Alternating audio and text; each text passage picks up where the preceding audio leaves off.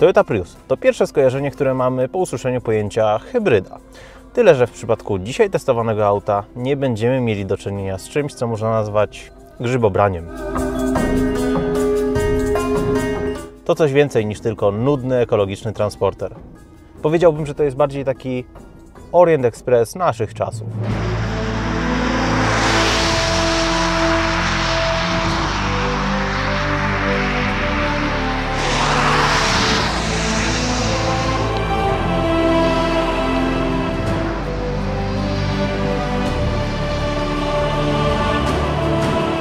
Ale zacznijmy od początku. Lexus GS 450H. Słabszy brat wcześniej testowanego przez nas GSF-a. Słabszy nie oznacza słaby. Pod maską 3,5-litrowe V6 rozwijające 296 koni mechanicznych, wspomagane silnikiem elektrycznym, który rozwija natomiast 200 koni mechanicznych. Niestety nie oznacza to, że obie te wartości sumujemy. Łączna moc układu to 345 kucy, natomiast moment obrotowy to okolice 350 Nm. Pozwala to na przyspieszenie do setki poniżej 6 sekund, osiągnięcie maksymalnie 250 km na godzinę na niemieckiej autostradzie, zarzuceniem tylnej ośki przy bardziej ambitnym wyjściu z zakrętu, czy też bezproblemowym wyprzedzaniu kolumny tirów na trasie. Ale zaraz, czy to przypadkiem nie miał być film o aucie ekologicznym, hybrydowym, ratującym planetę, lodowce i miśki polarne? Owszem, ale wygląd zewnętrzny nakazuje wręcz, żebyśmy powiedzieli o tej bardziej dynamicznej stronie Lexusa. Mianowicie pakiet F-Sport, który nadaje agresywnego, ale i eleganckiego charakteru.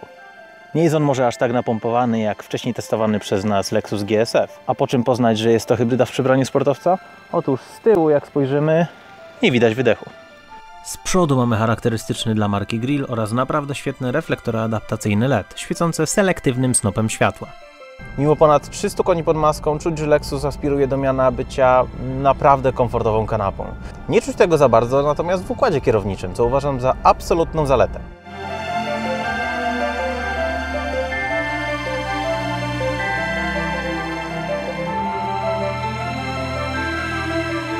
Mimo wzorowego wybierania nierówności, Lexus sprawia wrażenie cały czas bycia sztywnym i pewnym przy każdym ruchu kierownicą. A postanowiliśmy go przewieźć naprawdę dziurawymi drogami, na których wiele poprzednich testówek dostawało ostry wycisk. Śmiem nawet twierdzić, że w przypadku jazdy codziennej będzie to lepszy wybór niż jego mocniejszy brat z V8 pod maską. W przypadku GSF-a mieliśmy do czynienia z istnym teatrem, zaczynającym się od komedii w momencie odpalania tego samochodu, pierwszego przyspieszenia, a kończący się dramatem na stacji benzynowej. No i jeszcze gdzieś tam z tyłu głowy było to takie danse macabre dotyczące tylnej ośki. 450 jest pod tym względem o wiele bardziej cywilizowana, a wciśnięcie gazu do oporu na dziurawym asfalcie nie spowoduje zerwania przyczepności, czy też w skrajnych wypadkach szybkiej lekcji dendrologii. Jest pewnie, szybko i komfortowo. Pewność prowadzenia gwarantuje też przemodelowana trójramienna kierownica.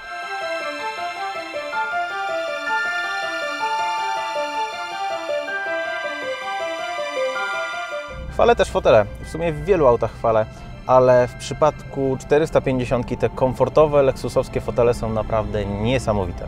Nie dość, że są bardzo wygodne, to jeszcze świetnie trzymają na boki za sprawą regulacji tego tutaj fragmentu.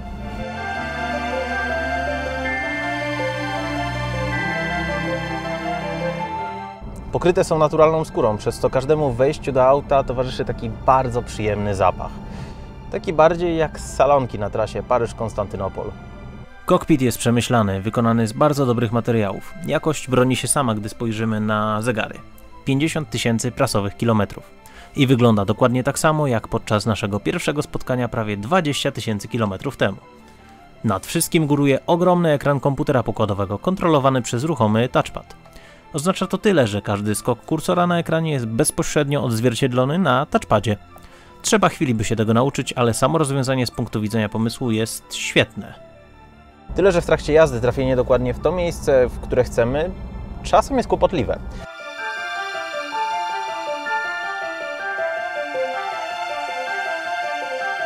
Z tyłu miejsca jest naprawdę dużo, nawet jeżeli weźmiemy na pokład komplet osób, jednakże GS bardziej jest stworzony do jazdy w 4 osoby. No i brakuje tutaj trzystrefowej klimatyzacji, więc pasażerowie tylnej kanapy są skazani na łaskę kierowcy. Oprócz tego na pokładzie klasyka Lexusa, wentylacja foteli, pamięć ustawień, asystent parkowania, audio Mark Levinson, czy też pakiet bezpieczeństwa pod tytułem Aktywny asystent utrzymywania pasa ruchu i aktywny tempomat. Ten pierwszy jest oczywiście mniej spektakularny niż Drive Pilot w Mercedesie, ale spełnia swoje zadanie. Natomiast aktywny tempomat jest trochę kiepski. Jest zbyt czuły nawet na najniższym poziomie czułości. Podczas jazdy autostradowej nieraz zdarzyło się, że razem z wciśnięciem kierunkowskazu i rozpoczęciem zjazdu na lewy pas, auto hamowało dość gwałtownie, wyczuwając ciężarówkę jadącą kawałek dalej.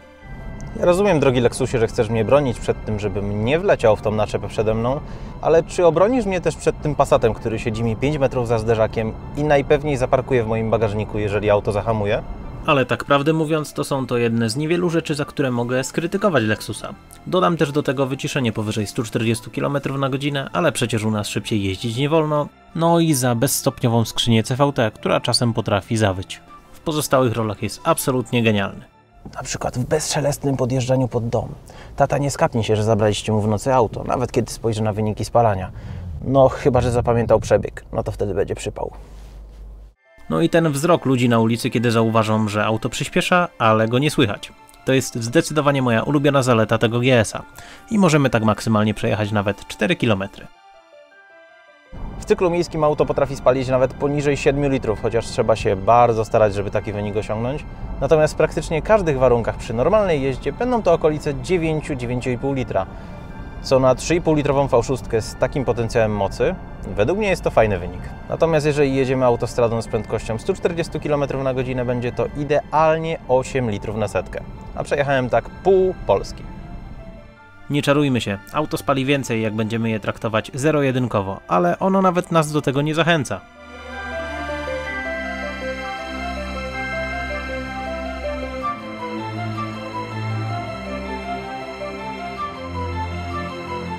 Wydając prawie 380 tysięcy złotych na limuzynę, chciałbym, żeby z jednej strony była absolutnie komfortowym autem, a z drugiej, żebym nie bał się podczas wyprzedzania np. kolumny tirów.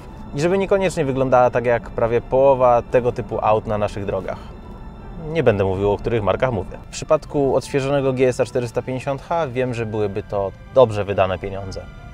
Przejechałem tym autem jednego dnia prawie 1000 km, a po powrocie do domu byłem bardziej wypoczęty niż przed wyruszeniem. I to jest chyba najlepsze podsumowanie dla tego auta.